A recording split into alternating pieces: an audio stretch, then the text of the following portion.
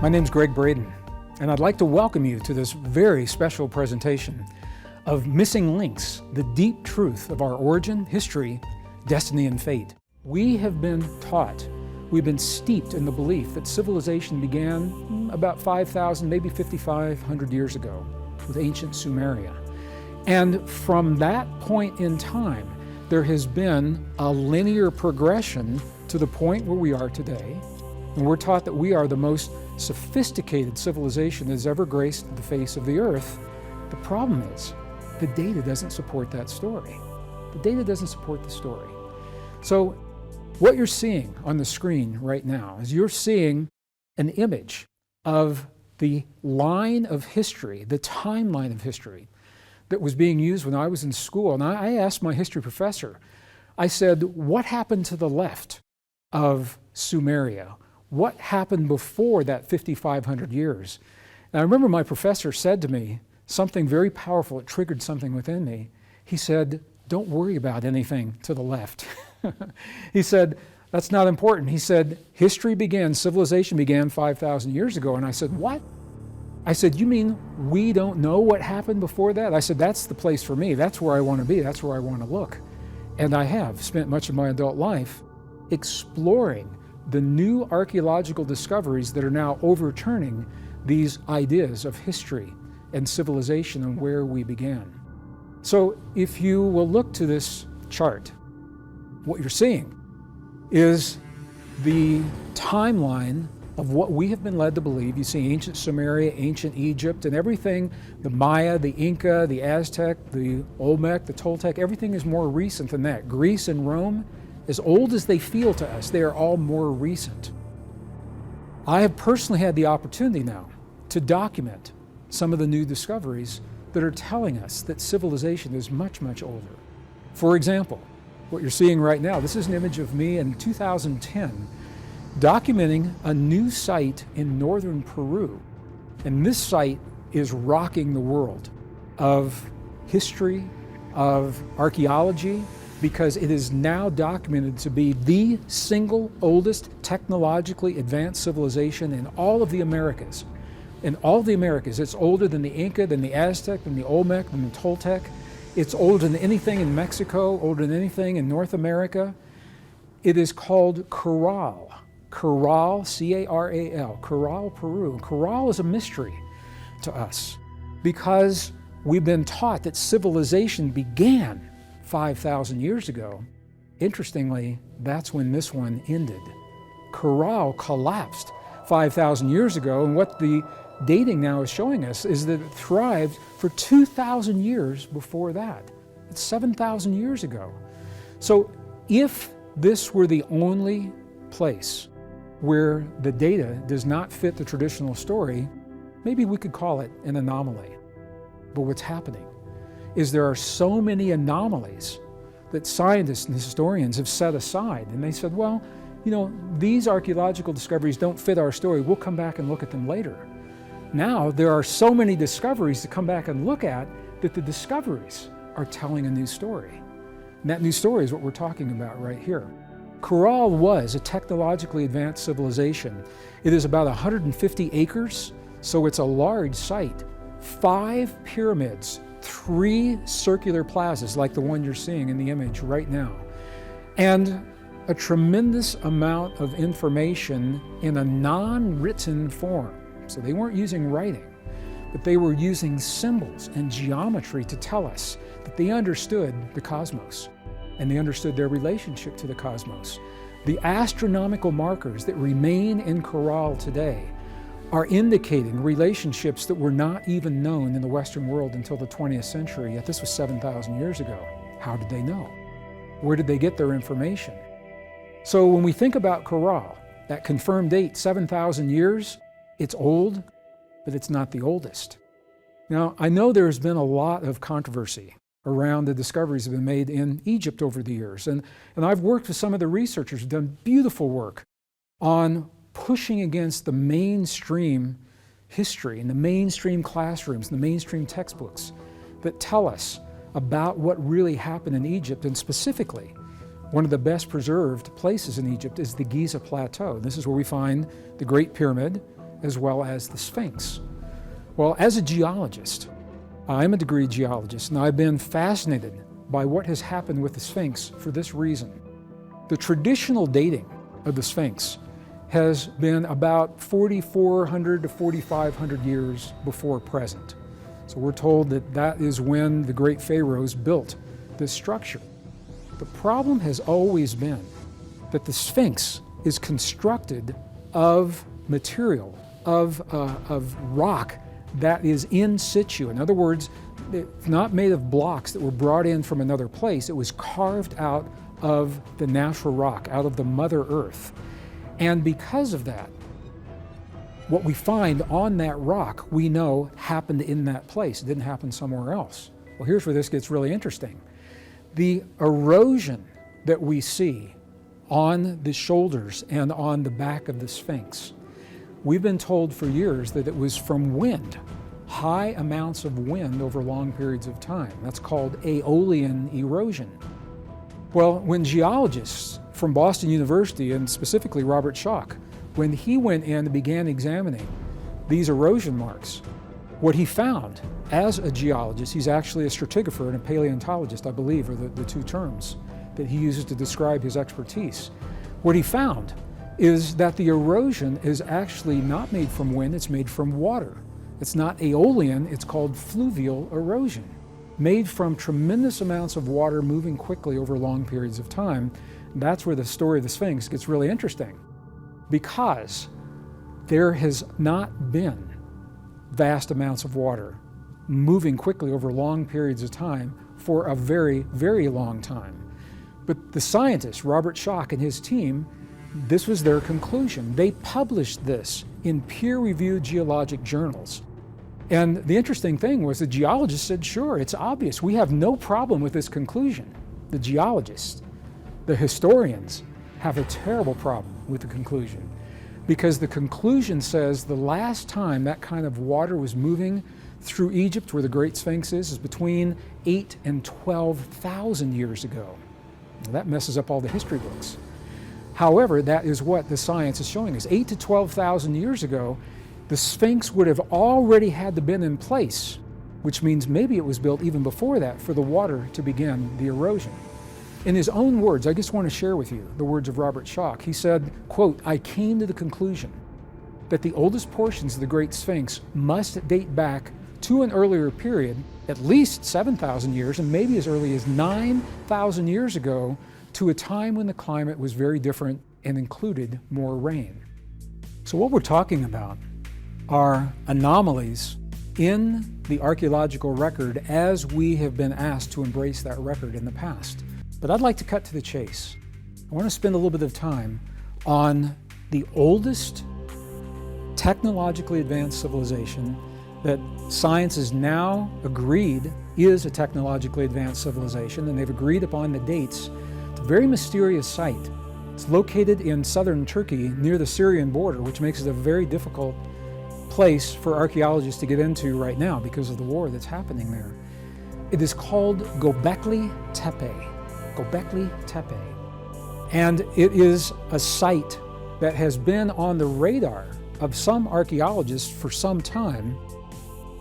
Now, I'm mentioning this because in the last episode, we talked about the false assumptions of science with the inverted pyramid.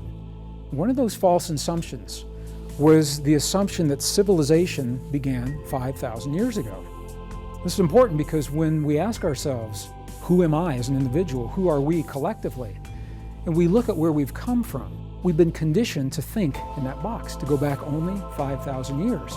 But let me share with you what a profound and limiting effect that can have on a scientist who adheres to this kind of thinking. In the 1960s, there was an American archaeologist. He heard from villagers about this site, Göbekli Tepe, and they took him there. And he found some pottery on a hill, and he began dating this pottery.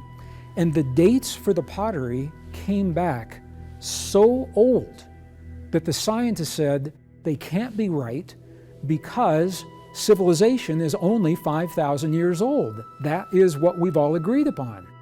So even though the pottery told him something older was happening, he made a professional choice. He walked away from this site because he said it cannot possibly be as old as what the dates are now revealing. Well, it wasn't until the 1990s that German archaeologists returned to this site. He did the same dating. The difference is he was not bound by the rigidity of the scientific thinking. He wasn't in that box, and he believed the dates. And he very famously said publicly, and he said to his crew, to his team, he said, if I don't walk away from this site right now, he said, I will spend the rest of my life excavating this site. And that is precisely what he did until he passed just a couple of years ago. So what is Göbekli Tepe? It's a mysterious site. It is believed to be a series of circular temples that are buried under the earth. Apparently, they were intentionally buried. And I say it is believed because they are still buried. Scientists are using earth imaging radar, earth penetrating radar, to look into the earth and see these temples. Right now, there, I believe, are 5 to 8 that have been unexcavated. They are circular temples of vertical columns. Scientists don't know who put them there, why they were there, why they were intentionally buried. But the fact that they were has preserved what has been found to such a degree that the hieroglyphs look like they were made yesterday. Some of the most magnificent images of what these hieroglyphs are all about. Some of the hieroglyphs are very mysterious and are now being linked directly to constellations and star systems that were not even acknowledged until the 20th century. So once again, we're saying, how did they know? How did these people know? Well, one of the things that I find really intriguing about Göbekli Tepe is the remains, the artifacts that have been found there. And there have been a series of images of humans that are anatomically correct, and everything is done really well with one exception. None of them have a mouth. The mouth on every one of these is non-existent. Scientists don't know what that means. I don't know what that means. We've never seen anything like that before, and because it is so consistent throughout the Göbekli Tepe site, we have to think that it has some meaning that actually will benefit us in helping to understand the site itself. So we're looking at a series of circular temples underground, buried intentionally. This is where it gets even more interesting. The burial of the sites happened about 8,000 years ago. So remember, we're taught that civilization is only 5,000 years old. This site was buried 8,000 years ago, but the dating now is pushing its origin back far beyond that. The scientific dating for Göbekli Tepe, as it stands right now, is between 11,300 and 11,500 years before present. It's over twice as old as what you and I were taught when we were in school, and what we're teaching our young people in the classrooms and from the textbooks today. 11,300 to 11,500. Now, if we begin plugging in some of these dates from what are called the anomalous sites on the traditional timeline, I'm going to do this on your screen so you can see it. What we see, here's Corral in Peru, there is Göbekli Tepe, there is the Great Sphinx, there are other sites, Çatal Höyük, for example, another site in Turkey, or the Gulf of Combat in India, a fascinating site just off the shore of the Indian continent underneath 120 feet of water. So scientists say either this site was built underwater intentionally, which isn't likely, but you have to say that as a scientist, or it once was above water and became submerged when the sea levels rose. Well, that brings up a problem for history because the sea levels rose at the end of the last ice age when the ice melted and the water raised the sea levels. That was 12,000 years ago. So the Gulf of Combat, a very mysterious site. It is huge. It is 5 miles long. It's 3 miles wide. And scientists now very, very interested in excavating this. The problem is it's all underwater and it adds to the complexity. So I'm just mentioning this so you can see it's not just about Corral, it's not just Göbekli Tepe or the Sphinx, but there are many sites now that don't fit this historic model. And as a geologist, I like to see what's happening on the Earth when the civilizations are happening in the way that they are. So what I'm doing is I'm drawing for you now on the chart the blue shaded box that is the last ice age, and it ended about 12,000 years ago. Göbekli Tepe, being dated to 11,500 years, that is the date that scientists have now. However, they have yet to excavate to the bottom of the site. So they believe that when they get to the bottom of Göbekli Tepe, we're going to be looking at around a 13,000-year-old archaeological site. That pushes it into the last ice age. We are now talking about a technologically advanced civilization dating back into the last ice age. So what I'd like to call your attention to is when you look at the chart, I'm drawing the red lines that represent the 5,000-year cycles that we talked about in an earlier episode. These are 5,000-year cycles. They were known by Mesoamerican traditions, the Aztec, the Maya, the Inca. These are the 5,000-year cycles that were the focus of the 2012 phenomenon in the Mayan calendar. So on the chart, what you're seeing, the red line to the right, that is the most recent 5,000-year cycle completion. That was 2012. So as you go to the left, you see when it began, and interestingly, when that cycle began, the space between the beginning and the end of this 5,000-year cycle encompasses everything that we have been taught about the history of the world. What we have been led to believe is the history of the whole world forever is actually only the history within the most recent 5,000-year cycle. There was another one before that, another one before that, another one before that. And what scientists are also finding is that it is at these 5,000-year cycles when the climate changes. And that climate change is very, very similar to the climate change that we're seeing right now. It may be the trigger for the beginning of some civilizations and the end for others. As the climate changes, the way our ancestors grew their food changed, and they had to find new ways to take care of themselves and to feed the large populations for some of these sites. So now what we're looking at is we're looking at civilization in 5,000-year cycles rather than a linear event that happened once and evolved into the sophisticated state that we see today. We're looking at the beginning and the end, and the beginning and the end, and the beginning and the end of technologically advanced civilizations in the past. This opens the door to a lot of possibilities. One of the questions, for example, when scientists look at some of the most magnificent temples remaining on the earth today, Machu Picchu, for example, or if they look at the Giza Plateau and the Great Pyramid and the Great Sphinx, or they look at Göbekli Tepe, or they look at Corral, and they look at what these people knew, the cosmological knowledge, the astronomical knowledge, the ability to calculate cycles, and they say, where did this knowledge come from? The understanding of these cycles may be giving us a clue, because it's possible now that our most technologically advanced civilizations had a knowledge that was perpetuated from one civilization, and as it collapsed, remnants became the next civilization, and it collapsed, remnants became the next civilization, and in that way, we are looking at a timeline and a heritage of knowledge of the cosmos and wisdom of us, who we are and where we've come from. Now, I have to say something here. When people look at this, the idea of cycles and technologically advanced civilizations, two questions inevitably emerge. What about Lemuria? What about Atlantis? I'm sharing what I know to be true with you through the language of peer-reviewed science as we know it today. Now, my personal opinion, I believe there were advanced civilizations before. It may have been called Lemuria and Atlantis, and I think we're probably finding evidence of that. However, it is not yet accepted by science. It is not yet peer-reviewed.